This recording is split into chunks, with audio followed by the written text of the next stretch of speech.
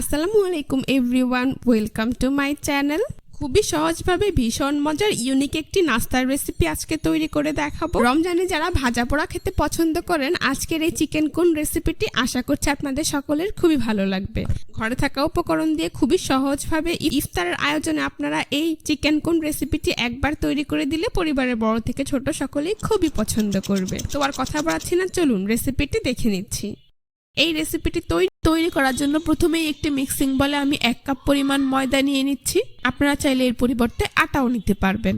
দিয়ে দিচ্ছি 1/2 চা চামচ পরিমাণ লবণ, আর এখানে আমি রান্নার রেগুলার তেল দিয়ে দিচ্ছি 1 টেবিল চামচ পরিমাণ। আপনারা চাইলে এর পরিবর্তে ঘি অথবা বাটারও দিতে পারবেন। এইবার এই সবগুলো উপকরণ একসাথে খুব ভালোভাবে মিশিয়ে নিচ্ছি। কিছুটা সময় নিয়ে তেল ময়দার সাথে মিশিয়ে নিতে হবে। এইখানে ময়ানটা যত ভালো হবে নাস্তাটা তত বেশি খাস্তা এবং ক্রিস্পি হবে।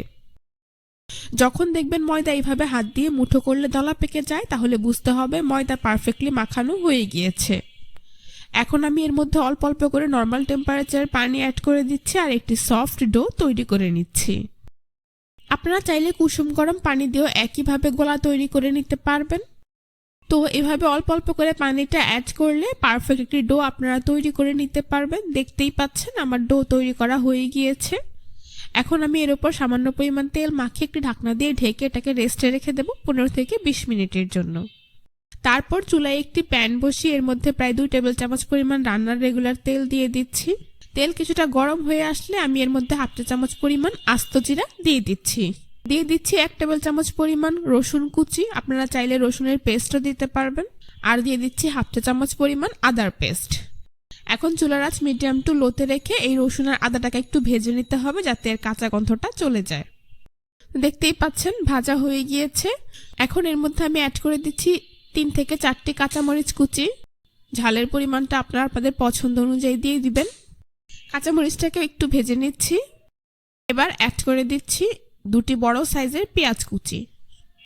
চুলার আঁচ মিডিয়ামে রেখে পেঁয়াজটাকেও 2 থেকে 3 মিনিটের মতো ভেজে নিতে হবে যাতে পেঁয়াজের কাঁচা গন্ধটাও চলে যায়। খুব বেশি ভেজে লাল করে ফেলা যাবে না।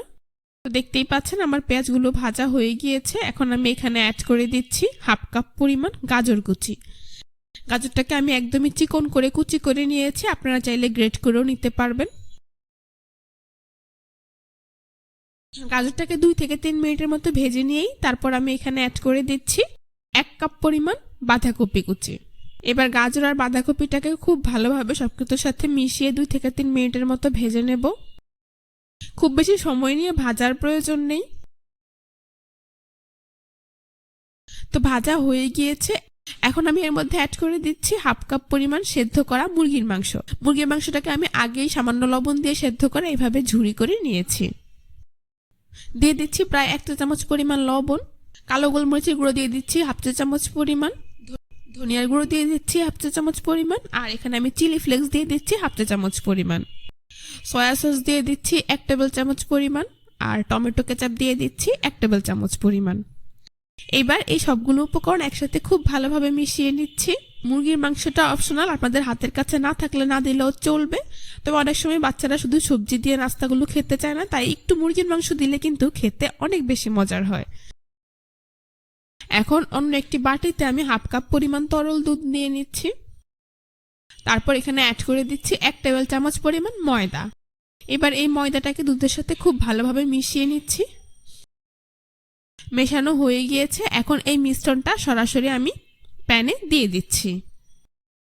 এই পর্যায়ে চুলার আঁচ একদমই লোতে করে দিতে হবে আর মিশ্রণটা দেওয়ার সাথে সাথেই মিশিয়ে নিতে হবে। তা না হলে একটা দলা পেকে যাবে আর নিচে দিয়ে লেগে যাবে।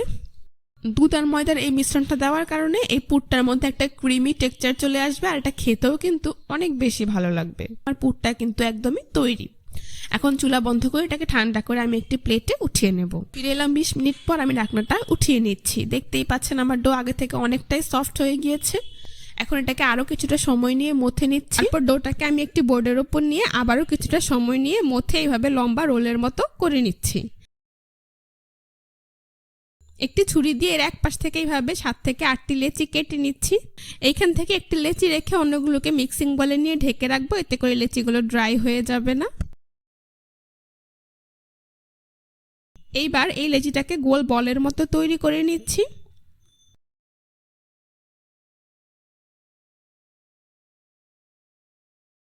তারপর উপরে সামান্য পরিমাণ কর্নফ্লাওয়ার ছিটিয়ে দিচ্ছি। এবার বেলুন দিয়ে বেলে পাতলা একটি রুটি এখানে তৈরি করে নিতে হবে। আপনারাও চেষ্টা করবেন রুটিটাকে কর্নফ্লাওয়ার দিয়ে বেলে নিতে, এতে করে রুটি কিন্তু অনেকটাই পাতলা হবে। যতটা সম্ভব পাতলা করে একটি রুটি আমি এখানে তৈরি করে নিয়েছি। দেখতেই পাচ্ছেন আমার রুটি তৈরি করা হয়ে গিয়েছে। এভাবে আমি সবগুলো রুটি তৈরি করে নিয়েছি। আশা করি আপনারা দেখেই বুঝতে পারছেন। এখন রুটিগুলোকে আমি হালকা সেঁকে নেব, সেই জন্য চুলায় একটি প্যান বসিয়ে দিয়েছি। তারপর একটি রুটি আমি প্যানে দিয়ে দিচ্ছি। চুলার আঁচ মিডিয়াম টু লোতে রেখে 2-3 বার উল্টে পাল্টে রুটিগুলোকে হালকা সেঁকে নিতে হবে। প্রত্যেকটি রুটিকে মোটামুটি 1 থেকে 2 মিনিট সময় নিয়ে ছেঁকে নিলেই চলবে। তো এভাবে আমি সবগুলো রুটি ছেঁকে নিয়েছি। আশা করি আপনারা দেখেই বুঝতে পারছেন। এখন এখান থেকে একটি রুটি আমি বোর্ডের ওপর নিয়ে নিচ্ছি। তারপর একটি ছুরি দিয়ে এর মাঝ বরাবর এইভাবে কেটে রুটিটাকে সমান 2 ভাগে ভাগ করে নিচ্ছি। এইখান থেকে একটি ভাগ আমি নিয়ে নিচ্ছি।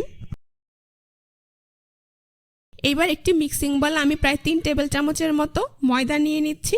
এর মধ্যে অল্প অল্প করে নর্মাল টেম্পারেচারের পানি অ্যাড করে একটি আঠালো ব্যাটার তৈরি করে নেব। আশা করি আপনারা দেখেই বুঝতে পারছেন আমার ব্যাটার তৈরি করা হয়ে গিয়েছে। এর ঘনত্বটা আপনাদেরকে একটু দেখিয়ে দিচ্ছি। এবার একটি ব্রাশ দিয়ে এই ব্যাটারটাকে আমি অর্ধেকটা রুটির মাঝখানে এইভাবে লাগিয়ে নিচ্ছি। আপনারা একটু খেয়াল করলেই বুঝতে পারবেন কাজটা আমি ঠিক কিভাবে করছি। এখন রুটিটার এক পাশ থেকে ধরে এইভাবে কোণের মতো করে রুটিটাকে আমি ফোল্ড করে দিচ্ছি। শেষের এই পাশটাতে আবারও ব্রাশ দিয়ে একটু ব্যাটারটা লাগিয়ে নিচ্ছি করে খুব সুন্দরভাবে কিন্তু একটি কোণ তৈরি হয়ে যাবে। আশা করি আপনারা দেখেই বুঝতে পারছেন। এখন তৈরি করে রাখা পুর থেকে পরিমাণ মতো পুর আমি এই কোণের মধ্যে নিয়ে নিচ্ছি। একটু চেপে চেপে ঢুকাতে হবে, এতে করে ভেতরের পুর অনেকটাই ঢুকবে আর এটা খেতেও কিন্তু অনেক বেশি ভালো লাগবে। দেখতেই পাচ্ছেন খুব ভালোভাবে খুব সুন্দরভাবে আমি পুরটা এই কোণের মধ্যে ঢুকিয়ে সেট করে দিয়েছি। এইবার এটাকে এক সাইডে রেখে দিচ্ছি। তারপর এখানে আমি নিয়েছি প্রায় হাফ কাপ পরিমাণ সেমাই। সেমাইটাকে আমি এভাবে হাত দিয়ে গুঁড়ো করে নিয়েছি।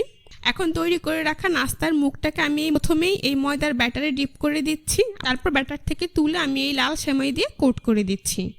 মুখের এই অংশটাকে খুব ভালোভাবে ঘুরিয়ে ঘুরিয়ে কোট করে দিচ্ছি, এতে করে ভাজার সময় আর পুরটা বেরিয়ে আসবে না। আর এটা দেখতেও কিন্তু খুব সুন্দর লাগবে, খেতেও হবে অসাধারণ। আশা করি আপনারা দেখেই বুঝতে পারছেন কত সহজেই কিন্তু খুব সুন্দর একদম কোণের মতো দেখতে একটি নাস্তা আমার তৈরি করা হয়ে গিয়েছে। এখন এটাকে আমি প্লেটে উঠিয়ে নিচ্ছি। এভাবে আমি সবগুলো নাস্তা তৈরি করে নিয়েছি। এবার নাস্তাগুলোকে ভেজে নিতে হবে, সেই জন্য চুলায় একটি প্যানে পরিমাণ মতো তেল দিয়ে তা মিডিয়াম হিটে গরম করে নিয়েছি।